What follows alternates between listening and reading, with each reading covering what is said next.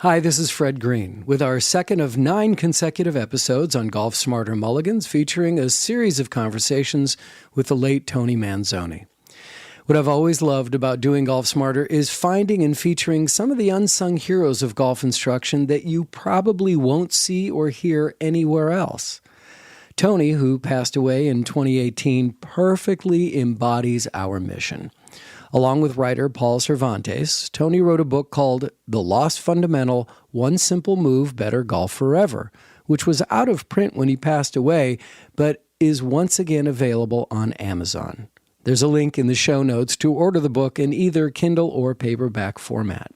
Tony's DVD of the same name was also out of print, but now can only be seen online through our private channel.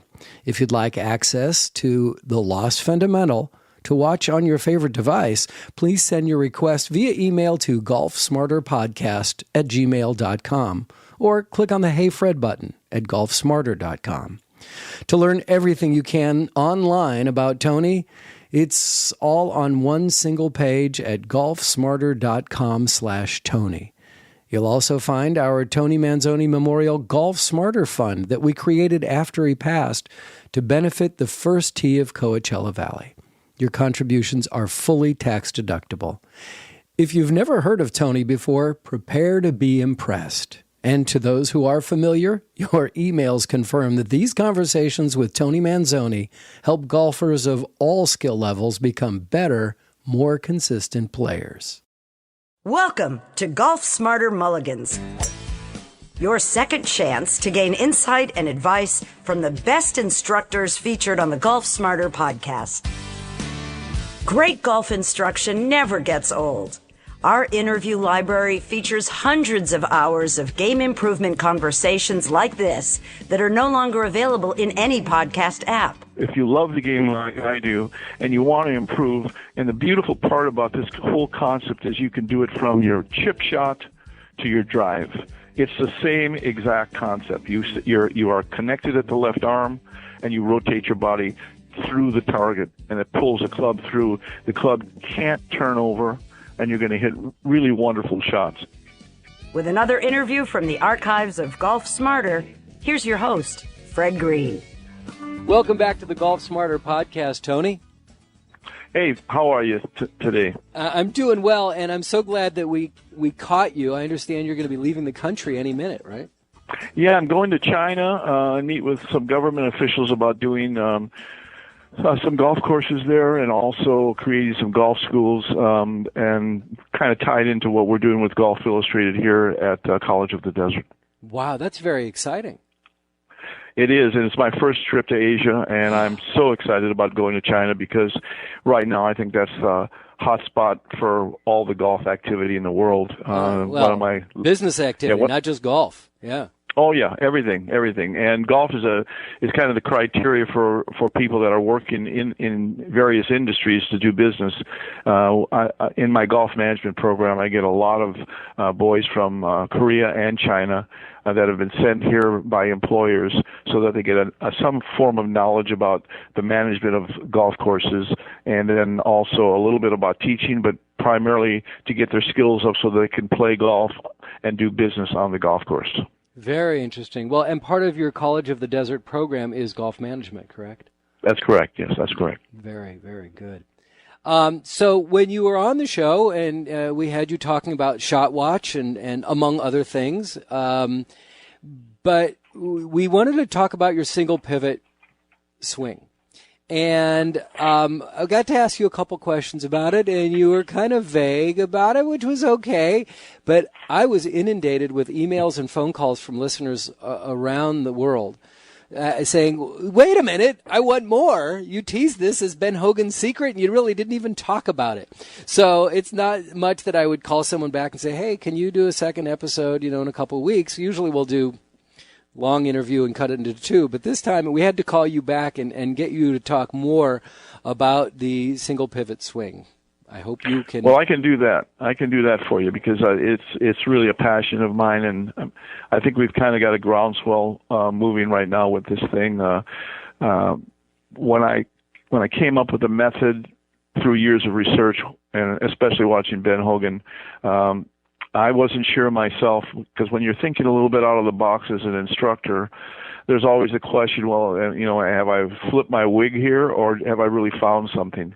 And it took a while for me to realize that this is valid. This is what Hogan did, because there's been a lot of people saying they knew what he did, and I think this is an aspect to it. I'm not sure it's everything he did, but I know that in watching some of the film that I have of him, especially in his later years, this is exactly what he did. Wow.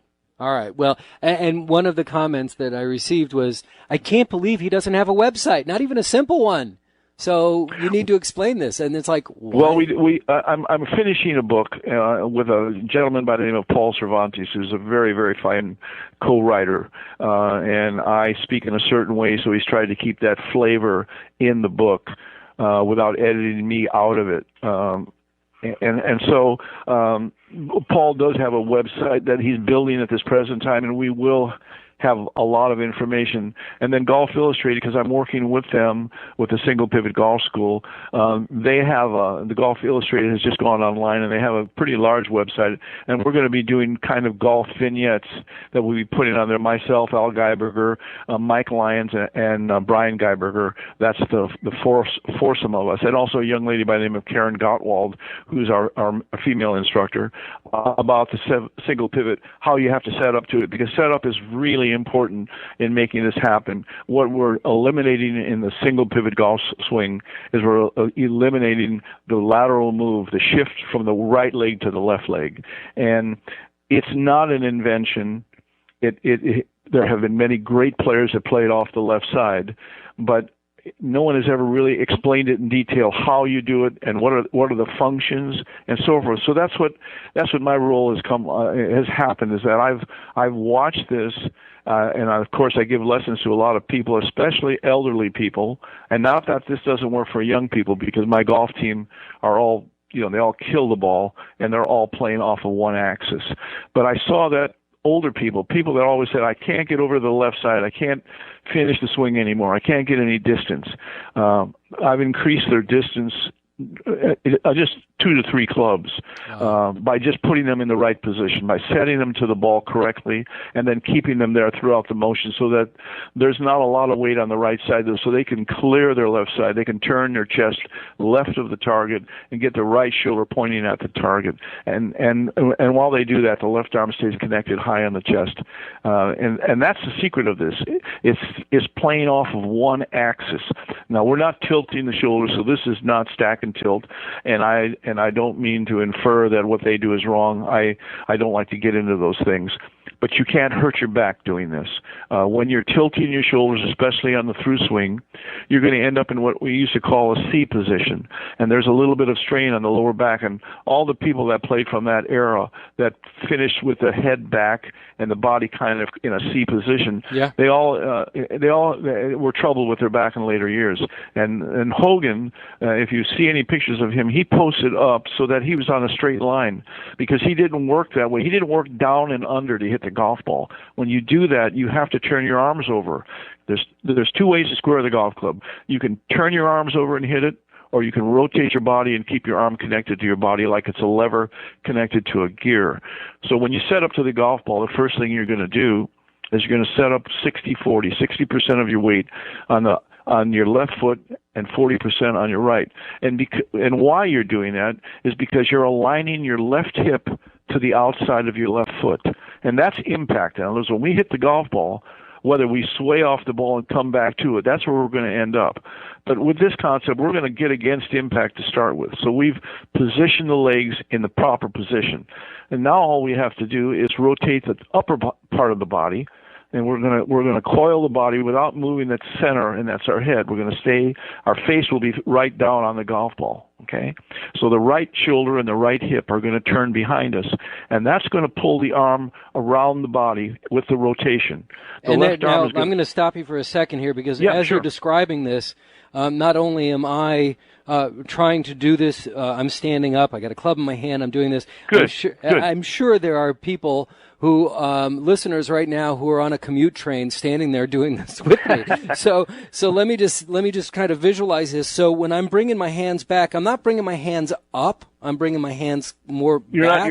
But you're not bringing your hands back. Your arms are connected to your body, and you're turning your upper torso, and your arms are being moved to a position behind you. The arms are in front of you, okay, and they're going to stay in front of you in the address position. But as your body is rotating, it's turning around. The right shoulder is now being displaced behind the spine, and the right hip is being displaced behind the spine. So your right side is turning. There's no lateral move back. There's no sway back to low power. You're coiling. Imagine a wall against your right shoulder, okay? You're going to turn inside that wall with your right side. And that movement will take the club back into a position. And everybody's different because we are all built differently. Some people have a lot of flexibility, some don't. Some are short-waisted, some are long-legged. So there's no position you can say you have to take the club here. So by connecting the arms slightly on top of the body at address, we, from a single axis, which is the left leg, and we stay against that brace, almost the feeling of there's an imaginary wall on your left side. Okay, so now from that position, you're going to coil the upper body, staying centered. Okay, so when we coil, we're not going to tilt our head to the right. We're going to stay right on that ball. So the right shoulder, right hip go behind us, and the club, the arms will follow. The left arm is going to go across the chest. Now this is the big key. It's going to go across the chest, and the left arm should sit fairly high on the left pectoral muscle. Okay, years ago there was a great player by the name of Dick Mayer. He won the U.S. Open, the World Open, had a little problems with alcohol in his later years, and I met him, and he used to watch me hit balls, and he used to say, "Son, you've got to keep your left arm on your tit," and he meant the nipple, okay? And he wrote a book subsequent to that. Gerald Ford was in the Gerald Ford Library. He gave me the book, and in that book it says that everybody has a area in the body that defines where the left arm should be, and the left arm should be right above that nipple on the man on the left pectoral muscle, okay? And he would watch me hit balls and say, "You got to keep your arm up on your tit." And I used to think, this guy's whacked out, because I had no idea what he was talking about until I learned that position is paramount to hitting the ball solid and straight time after time after time. Because when the left arm stays high on the chest, the only way it can move, because it's connected to the body, is the rotation of the body opening up through the target. Kind of like if you've ever seen Annika Sorensen play. Annika was was a real rotator of the golf swing, and it looked like her body was facing the target at impact, and that's exactly what it was. So if people out in the audience would stand up, if they can do this, and put their arm right across their body, and then take their right arm and hold their left arm high against the chest, and then just turn the body and see how the arm moves with it. It's not coming off the chest; it's still pressed against it. Right. But if you keep turning left, the club will square itself.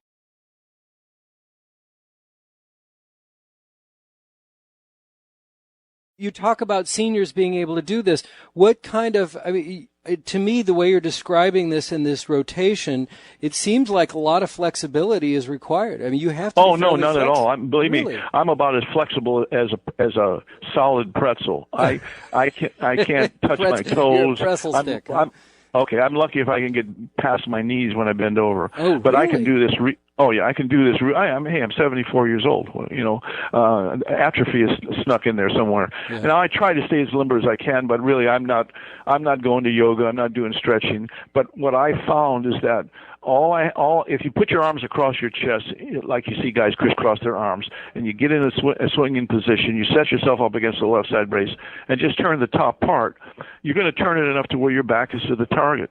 You even less than that is fine, okay? But if you're turning your right side behind you, this is the ticket. If you try to turn your left shoulder over to your chin, it's harder to do. If you take your right side and pull it back behind you towards the target, that's the key word, towards the target, because at the top of your swing, your weight is now 70-30. You're braced against that wall. And 70 being on your... left side. The 70 being on the left side.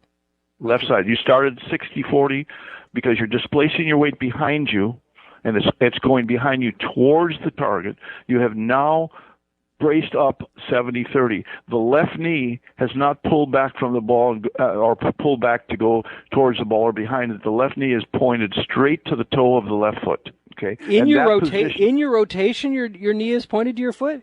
You're not bending your knee on that rotation. Well, your both knees are bent. Okay. Because I'm trying to talk you through this. Okay. Right. Now, as I turn my right pocket and my right shoulder behind me, okay, towards my left heel. As I do that, my left knee points towards my toe. Towards the toe on your left foot. Okay. The right leg will elongate. It won't lock, but it'll get steeper. Mm-hmm. Okay. So now you're braced on your axis that you're going to swing around. Okay. So you're there. Okay. Now all we're doing is we've coiled the top part of the body. Our legs are in position. So now all there is left, by staying connected high on the pectoral muscle, okay, we just unwind our chest through the target, around the left leg, and we finish with the chest pointing left of the target and the right shoulder pointing at the target. And trust me when I tell you, I've got an 86-year-old man that when he first came to me and he took the club back, he looked like a tree falling to the right. He had no conception of turn. I've got him on his left side now, and he's hitting the ball farther now than he did when he was in his 50s because he's hitting it with his whole body. He's not working down under so that his arms have to flip over so that the arms lead the body. He's hitting it with his chest, his core, his hips, and the last thing through is the club head. So as his body unwinds, the club head hits the ball. Now, if you're on the right side and you try to do this, you're going to spin out open. You're going to spin open, but you can't get open enough when you're on your left side as you start unwinding. You can open up as early as you want, and you're just going to hit the ball harder. Okay. Now the key as we do this is that the left arm must stay on the chest as you open. Okay. So you're going to be turning level. You are not going to be working down. You're going to stay level like Hogan did in his later years, and you're going to smash the ball. And the byproduct of this is that whether you pull it or push it, and we will do that for our life. No one's going to hit it dead straight at the pin every time. They're going to push it a little right, but there'll be no side spin on the ball because the club head is held square throughout the hitting area. There's no rotation to square it. It's square from the beginning to the end, okay? So you'll pull it or push it dead straight. So your shot dispersion is going to get real narrow, real narrow. So you're going to start hitting... Yeah, you're going to hit a lot of greens and a lot of fairways, and you're going to hit the ball much more solid, which will make your average hit further. See, when we move off the golf ball, and it's a trend in teaching, at one time the Nicklases, the Palmers, they stayed right on the ball. Their head did not move. It didn't move because they didn't make that little lateral move on the backswing. And then all of a sudden, instructors start saying, it's okay to move your head. And I'm here to tell you that's a bunch of BS.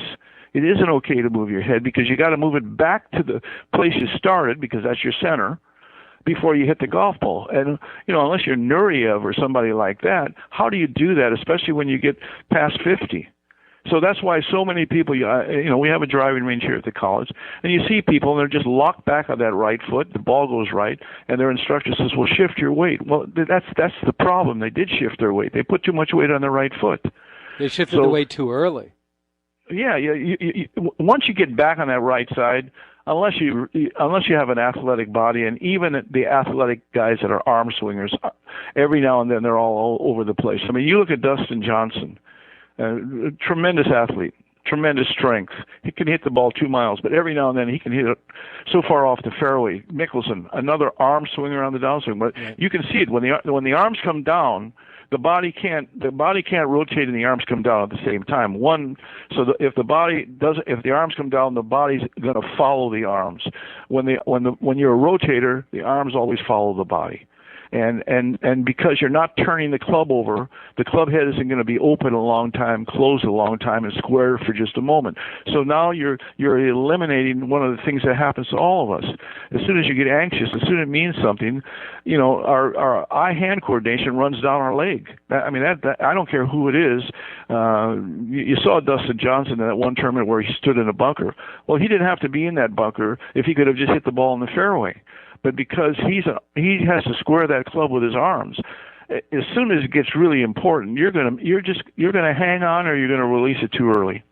See, and that's what he really figured out. And in his later years, he made statements. I square the golf club with my body. Okay, well that's how. But he didn't tell you how to do it. That's what the single pivot school and concept is about. It tells you how to do it. And I want to tell you, and I don't mean to brag, but I am going to brag. Since I've been Please teaching be my this, guest. Yes, since I've been teaching this, I have had nothing but repeat business and nothing but referral business, and people sending me emails and telling me I never hit the ball like this. I haven't hit it like this since I was a kid. Blah blah blah blah blah, and it works. I've got Al Geiberger, who's a pretty good golfer in his day, doing this. Okay, Al Geiber was voted as having one of the top swings and the top 5 best swings, and he is now a single pivot player. Okay, I have a terrific teacher from Canada that was reluctant to this at first, although he tried to stay centered to the ball. But once he got all the pieces together, his following now is expanded tremendously because you get instant results. I know one of the guys that heard your podcast came down to see me. And, really? Yeah. Oh, yeah. I've had 2. Actually, I had 2 lessons. And this one young man, he said, well, that's great to hear. Thank you. Yeah, and what do you shoot? He says, well, I'm about a 20 handicap. So I said, well, hit a few balls for me. And then immediately I saw he had his hands out of position, and he was just swaying back on the golf ball and with no power. And then here he's in his probably early 30s and well-built guy, and here I'm this over-the-hill pro, and I get up there with a 9-iron. I'm hitting it past where he's hitting a 7-iron. I mean, way past. And he says, where are you getting all that power? And I said, because you're hitting it with your flick of your wrist, and I'm hitting it with my whole body. Mm-hmm. And I got him in position, and I'll tell you, after about the 15th golf ball, he was blasting it out there. He said, I've never hit a ball this far in my life. Oh, gives me the chills. Well, That's awesome. Believe me, when I tell you, it gives me the chills, because my passion is teaching, and we all want to make money, but I promise you, this is like an elixir for me, because I finally found something that really works for I don't care what level player. And I've got some kids. I've got a 12-year-old that I'm going to give a playing lesson to. She's had 6 lessons, and she hits it so far and so straight, it's just ridiculous. But she's blessed, but she's also lucky that she got a fellow like me that didn't teach her shift to the right, shift to the left, because she'd be chasing that monkey for a long, long time. Well, I'll tell you, my passion is finding people like you to share this knowledge.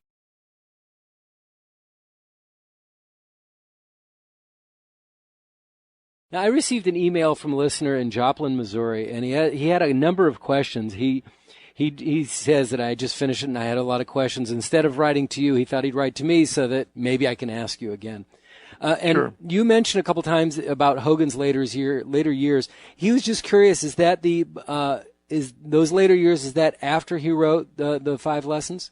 Oh yeah, way after. Way after. Okay. So yeah, he says that he's intrigued by what you're describing, and he's read Hogan's 5 lessons, and it really didn't help him as much as he would like. He wants to know. Well, if you read Hogan's, there's a lot of really great stuff in Hogan's, but what he says in there, and I mean, they asked him near his death, because he went to Golf Digest in the 90s to release a secret, but he wanted a 6-figure payment, and they refused, and so I think he took it to the grave with him. But they asked him in his later years, well, what was your secret? What really was it? Because there's been a lot of speculation. And he said, they're going to have to dig it out of the dirt like I did. And I just love him for that, because he had no gurus, he had no real video, nothing to work with. He had to get out there and just beat balls. But he got an idea in a dream state, and I know what that, I really believe I know what that idea was, and it wasn't weakening his grip and all that pronation and supination stuff. I mean, he may have done that, but I've got film, and you can look at him at the top of his swing, and his weight is on top of his left side. His right leg is so steep and so braced, and you can see he's right there ready to rotate. So he eliminated that transitional move that I don't care who you are, whether you're a tour player or a high handicap player, it's difficult. You've got to move laterally onto the left foot and then rotate. And you have to time that rotation in a split second when that club is really, really moving. And for some of these young guys that hit 3 or 4 fairways and then blowing out of bounds, right or left, and never knowing what, they know what I'm talking about. Because I was one of those guys. When I was a young man, I was a very good player. But every time I got into a tour event, one hole or 2 holes, I'd hit the ball left and it'd be out of bounds or into some real trouble where I ran my score up. And I always thought, well, I just don't have it. And I just want to pass this information on to people. For those young people that are out there that really want to play this game, you've got to be connected and rotate that body so that you can control that club head. You have to know where that club head is through impact. If you're just guessing and hoping, you got a long road and a rough road to go through. Well, you had mentioned the word coordinate, and I'm wondering what kind of, I guess coordination is the word that I'm looking for. Does it take a lot of good hand-eye coordination? Does it take a lot of work to get that coordination together to get it at that right spot? If you're going to hit the ball with your hands and arms, if you're going to rotate your arms to hit the golf ball, you better have really good coordination, and then you better practice every single day for a long time. Because you can lose it immediately, and you're going to lose it when you get anxious anyway. Okay? Right. But if you're squaring the club head with the rotation of your big muscles, your big muscles, your shoulders and chest, really can't rotate on a lot of different planes. Your hands and wrists are much more pliable. They can flip over and flop and hang on and so forth. The body really can't do those things, and the nerve endings are right at the edge of the body. So when you're nervous, the last thing you want to try to do is to do something with your fingertips or your hands. It's just not doable. You know, when your hands shake when you get nervous, but your chest doesn't shake. Okay? So if you can take that club and trap it across your chest, and then the only way that arm can move is for your chest to rotate, that club head is going to be in the same position time in and time again. I mean, I'm writing a book. I'm going to China. I run a golf management program. I'm the coach of the men's golf team. I don't have any time to go out there and hit balls, okay? But when I go out to hit golf balls and to demonstrate this, there is no question in my mind that I can take a driver out, a 7-iron, a wedge. I don't care what it is. I'm going to hit it one way. I'm going to hit it straight. Now, I may toe it a little bit. I may heel it a little bit, but the ball is going to hold its line because my club head is not turning over. It's not tumbling. It's so does that mean there's square. just not a lot of spin on the ball when you hit it? No, I don't have any side spin at all. That's what I'm telling you. I don't have any side spin on my golf ball. My ball doesn't draw. My ball doesn't fade. My ball goes right or left a little bit, but never to the point where it would ever be in the rough. Okay. Right. And unfortunately for me, I learned this at an advanced age. I don't have the desire to compete, but I really have the desire to pass this on. Sure. Now, I can tell you as the golf coach, a lot of the young men that come to me, they're pretty good players. I mean, +1s and scratch and so forth. And when they hear this, and they don't hear it from a lot of people because this is not new, but it hasn't been talked about. Let's put it that way. They're always very suspect. And as I tell them, look, I am not going to try to change the way you think or to play. I'm going to just show you the way I play and think, and then you make your own mind up on what you want to do, because I don't want to disrupt anybody in their game. And obviously there's a lot of ways to play this game, but I think I've found a way that really makes it easy for the advanced player as well as a high handicapper. I think they both profit from this. I mean, I would get on the golf team. I would talk to whoever on the tour and not be a little bit nervous about telling them this, because if they're an arm swinger, I can improve them. It's just that simple. Wow. Now you mentioned that one of the things that it says in the Hogan's book is that the beginning of the downswing transfers the weight from the right foot to the left foot. Well, Hogan said the first move of the downswing is to clear your left side. Okay, if your weight's on your right foot and you rotate your left side, you're on your right foot when you're hitting the golf ball. And that's why a lot of people, when they took his words verbatim, they couldn't hit the golf ball because he left out the part. In the letter I have by Ben Hogan to a friend about how to hit the driver, he states emphatically, at the top of my swing, my weight's on the instep of my left foot, not my right foot, my left foot. And when the first time I read that, I just blinked and said, well, Ben must have had a cocktail that day, and or maybe a little dyslexia kicked in, but he meant right foot. And then as I continued my research and looked at film of him and then saw quotes where he told Mike Austin, who was a pro from Los Angeles, from now on I'm going to play off the left side.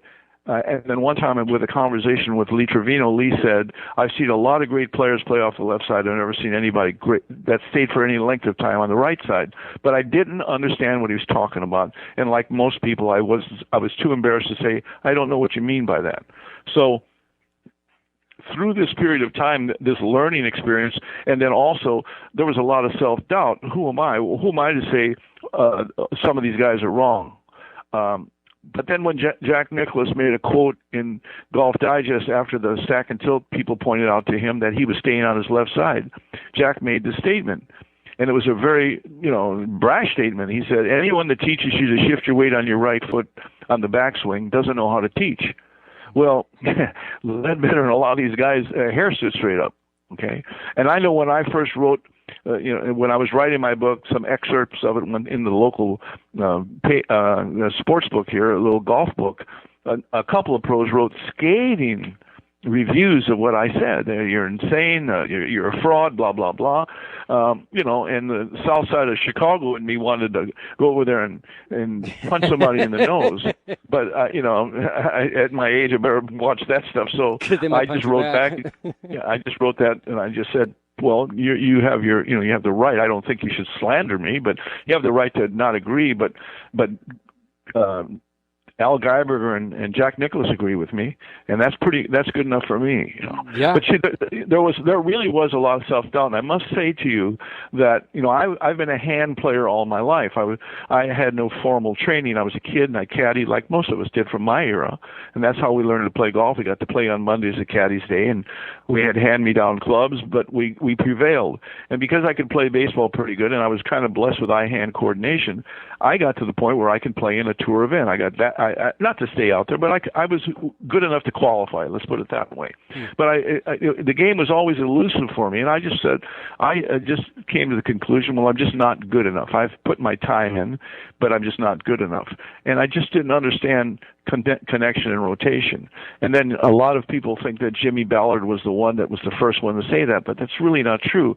I've got books that were written in the 20s and 30s that talked about connection and rotation. And there was an argument at the time, do you face the ball when you're hitting it, or are you facing the target when you hit it? Because when you're facing the ball, your arms have to cross over in front of you. When your body's facing the target, then your arms are being pulled by the body. So that this argument has gone on for a while. Okay, and Hogan, he was a very bright man. He had like a 175 IQ, so he was close to genius.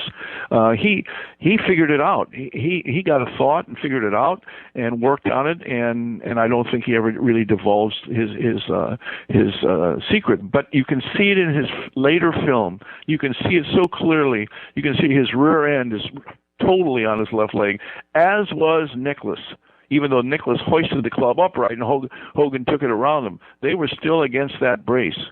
And I think that is, playing off of one axis it really eliminates a lot of the error made on the transitional move.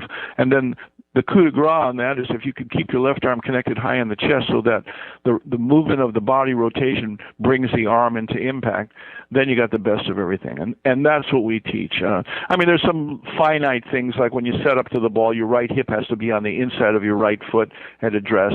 And then when you go 60-40, you find that the left hip has to be in line with the outside of the left foot. So the legs are going to be reactionary to the swing. You're not going to have to drive the legs. You're not going to have to move the lower body and then the upper body and all that stuff. That's all very, very difficult. And really, when we use the legs for power, that leverage comes from the ground up. It doesn't come when we're moving laterally. We're actually not totally on the ground. So the more you're grounded, the more power you can get from your legs. But your legs have to be in a certain position so that they can stay grounded as you rotate the top part, and then they just react. Unfortunately, you can't see what I'm saying, but hopefully your listeners are getting a flavor for this. And you're being very descriptive. It's good. I mean, if you don't, not while you're driving, of course, but if you can close your eyes and listen, you can visualize a lot of what you're saying. Yeah, because this is really important, and I mean it's really important if you love the game like I do and you want to improve. And the beautiful part about this whole concept is you can do it from your chip shot to your drive. It's the same exact concept. You are connected at the left arm, and you rotate your body through the target, and it pulls the club through. The club can't turn over, and you're going to hit really wonderful shots. And we're not trying to stay behind the ball. We're trying to move through the golf ball. Again, that's another concept. See, when you drop your right shoulder down, your head goes backwards. It goes away from the target. Your body arches, and your hands turn over, and you hit the golf ball. But the true rotational person doesn't drop down and hit the ball. His right side stays level, and he just slams his right side through that golf ball. He hits through the golf ball. His right side goes past the ball. If you're using the golf ball, and this is what I tell all my students, use the golf ball as a line. It's just a point of reference to align your club head to the target, but you've got to move past that line. Your divot has to be on the other side of that line. It can't be behind that line. When you put your golf club behind the ball, if you brought the club right to that spot each and every time, you'd be hitting the ball fat because the club sets behind the golf ball. So we've got to catch that ball and then the divot forward of it, okay? So we've got to be moving through it. The more underneath you work, for all the people that hit it thin and fat and thin and fat, you're behind the ball. So you have to be in position to hit the ball with power, and most people are behind the ball too far. So the only thing they can fire is their hands, and they hit and fall back. They step back in the box like a lot of baseball players used to do. I mean, that move is prevalent in golf. There's PhDs with that movement, I can tell you that.